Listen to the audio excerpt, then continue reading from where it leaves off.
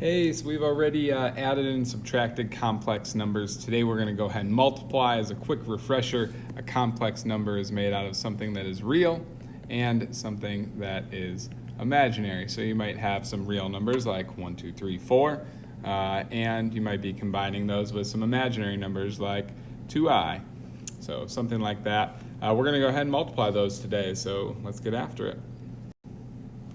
All right, so if I had given this problem to you in a previous class, maybe Algebra 1, it may have looked like x's. And you probably would have done the box method or the area model to multiply 3 and 2x times 4 and x. And you just do 4 mini multiplication problems. 3 times 4, which is the same as distributing in the distributive property.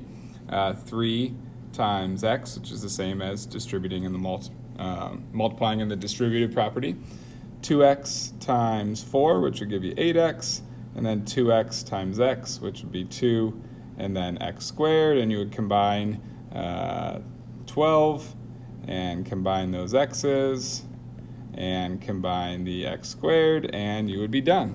So it's pretty similar when we're dealing with I, except for I isn't a variable. I stands for an imaginary number, so there is something that we're going to have to do afterwards. But we can go ahead and start this the same way.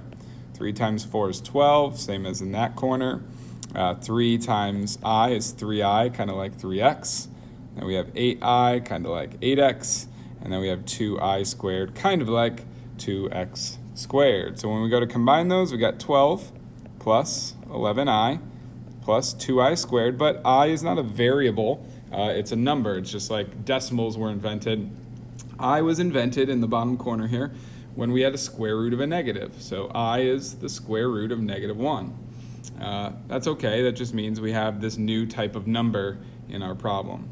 But when we have I squared, when we have a number squared that originally was a square root, the square and the square root cancel out, meaning that every single time that you have I squared, it actually turns from an imaginary number to a real number. So I can go ahead and replace I squared with -1, meaning that this right here will turn to a -2. So what do I have all together? I've got 12 plus -2, which is a 10, and then I have my 11i. So I just kind of have one extra step when I'm multiplying complex numbers. It's if I ever find I squared, I can simplify that into a real number of -1. So I got that fact down there in the bottom corner, and we'll just kind of save that for when we need it, right? You don't have to do the box method. You can do distributing. 5 times 3 is 15. 5 times a -i would be -5i. And I times a 3 would be a +3i. And I times I is I squared, but it's negative, so we have -i squared. Cool, we do 15 minus 5i plus 3i minus, and then anytime we have I squared, it gets replaced with this one fact down here in the corner, that it is -1. So now we have 15 minus 5i plus 3i minus a negative is going to turn into adding a 1. So to finish up the problem, we have a 15 and a +1, which is 16. And then I have -5i and +3i, that is -2i.